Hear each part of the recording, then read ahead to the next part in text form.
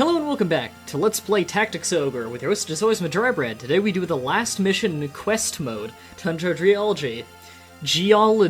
Man, I'm illiterate. Okay, now this one I had to build up a lot of money for. As you can see, it costs 28,000 goth.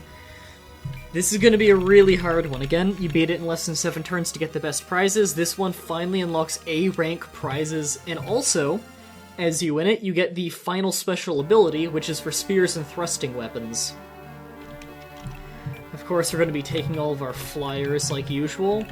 Now, although the leader is a priestess, which is usually a very low defense character, this person is damn near unkillable because she's decked out in some heavy armor. Also, she's very dangerous because of her spells. And with it being a healer, that's annoying, where she has incredibly high defense and can also heal herself. Luckily, she only has the Heal Plus spell, which is an area of effect move. She won't heal herself if it heals you too.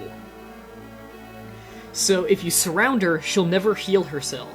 She also has Divine Radiance, incredibly powerful divine spell. She has a Saint's Shield, Southern Cross, Holy Crown, and a Fire Crest. Fire Crest being an incredibly rare piece of equipment that gives you a ton of elemental protection. As well as a decent amount of physical defense and spell defense. Really, it just all around makes you pretty unkillable. So we're going to be absolutely ignoring everyone but the leader. We need to completely rush her if we're going to kill her within the time limit. We're only going to be hitting like 30 damage per attack. So this will be rough.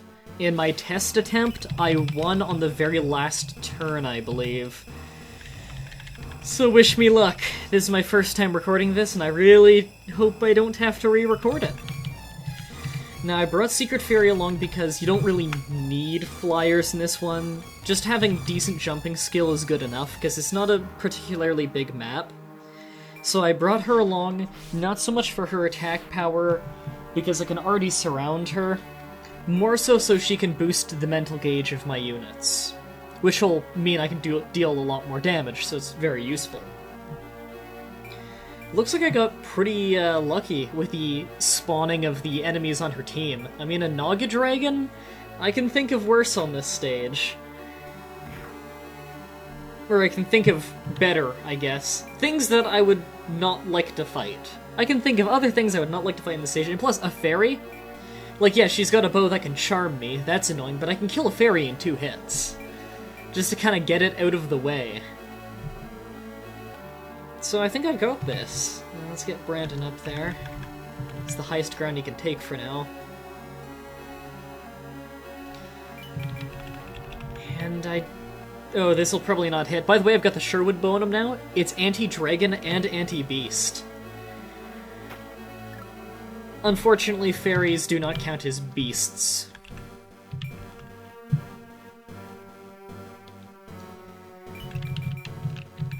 I'm not too worried about the enemies here, either than the leader. I want to surround the leader as soon as possible, and often the sirens on the enemy team on this map will have a summon spell, so they can actually deal some damage as time goes on.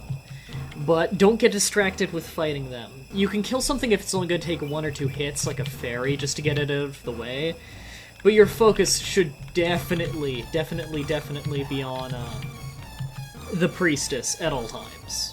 Almost all times, at least. Like, I'm not going to attack there, because the counterattack's going to do a lot to me, and I don't want that to risk losing a unit during this.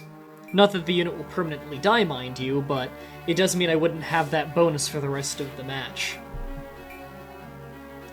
Also, this guy's a very powerful rapier. Luckily, I managed to dodge it. I really want that fairy dead. Oh, good, it's gonna back up there. That's annoying. You better not charm someone with that bow. Good, no charm. I actually really want to get rid of the fairy just because of that. Because of that whole charming problem. My units get charmed and all of a sudden, I'm not surrounding the opponent, she'll start healing herself, and then I'm never gonna kill her in time. Yeah, good luck. Oh my god, you actually hit! Huh. Oh, she's in a really annoying spot. It's gonna be really hard to dislodge her from this.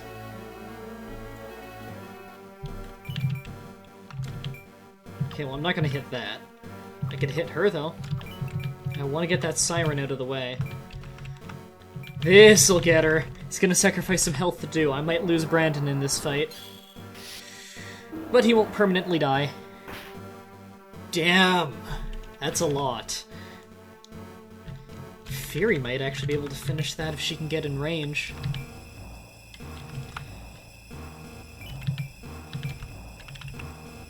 She'll have to be up here. Nope, she's gotta be one closer. Shit. Wish Fury could jump just a little bit higher. This'll be good. Won't quite get the kill, but I think Whatageek can run and swoop it up. Although, should Whatageek be aiming for the fairy instead? I want one of them to die this turn, that's for sure.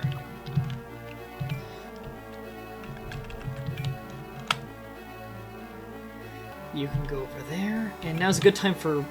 Yeah, you don't have enough energy to use Banish, damn it. Yeah, Banish can get rid of their magic. Actually, I might be able to get the killing blow right here with Jawan. With a Thunder Arrow. Oh yes. Please don't miss. Got her.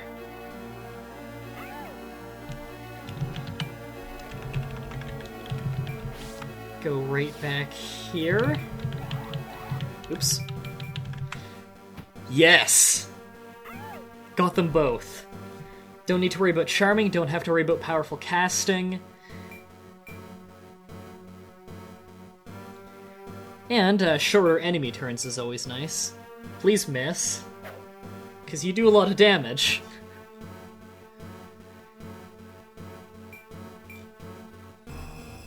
These enemies actually have a slight level advantage on me. Cold Breath, you better not put anyone to sleep. I can't afford you to put people to sleep. Good. No one asleep.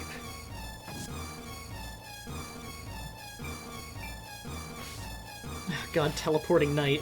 You're a strong one, too. Oh, fencing duel. But Super Effector's stronger. That's an odd place for you to move. I think I can get the surround on you from there, though. I'll have the other people move first. First, I want Fury to get as close as possible. Super Effector, you can go here. Yeah, I think I can get the surround here. I can finally start fighting her. I hope it's not too late.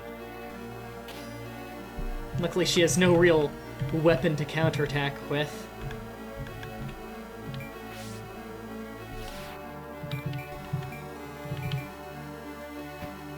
This is perfect. I can get her completely surrounded and she won't use any healing moves.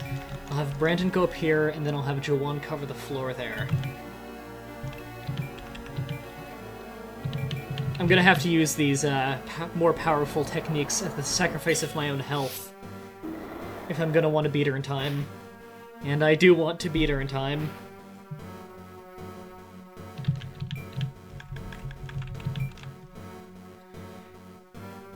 Perfect. She's boxed in. I can do 32 or 36. Every little bit counts. Once I have Fury up there, my mental gauge will go up too. A little bit more damage. Yeah, good luck. You don't have the fist fighting emblem. You're not going to do anything. Oh, she's smart. She's trying to take down the heavy hitter here. Now, I don't remember how it determines the damage on Divine Radiance. I know it's got a really low chance to hit, but I believe it's something ridiculous, like it brings them near death. I think it brings them down to 10% of their health or something. Costs 30 magic to use, though, so it takes a long time to build up. Ooh. And I'm really hoping the dragon doesn't put anyone to sleep.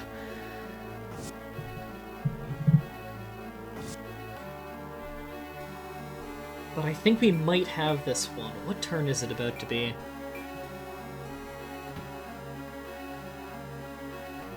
Turn 5? I think we've got this, then. Yeah, we got this. Her health isn't that high. Before I kill her, though, let's check Divine Radiance. Delivers massive damage. Well, I know it's a set amount. Like, it's determined by however much their max health is, I believe. I should have moved her over here first, I forgot. I'm gonna have Joanne attack first so she turns her side to Brandon. I want Brandon to get the killing blow for revenge here. Sweet. Unnecessary trick shot, but we won. Wow, that was rough. It was definitely the closest one. But we finally got something good, I hope. Come on, no Sorcerer's Cup. Sorcerer's Cup is the worst thing you can get here. Oh, I'm pretty sure that is the strongest holy armament in the game. And we got the final skill, which is for thrusting weapons, so we'll give that to Fury. I believe we can also give it... I believe it applies to any kind of thrusting sword, like a fencing sword, and it also applies to spears. But I think I'll be giving it to Fury, since we're going to be wanting her on the front line of every fight anyways to power up the others. Let's give her the extra use, because if I were to give it to Super Effector, he could do it and do a lot of damage, but if I were to give it to Secret Fury, who uses spears, she'd be able to hit 2 people at once with it. So I think it's a little bit more practical. So that's the last quest mode mission. I'm going to be farming that quest quite a bit for good equipment, and on the next episode I'll be doing the next main story quest. So until next time, have a nice day.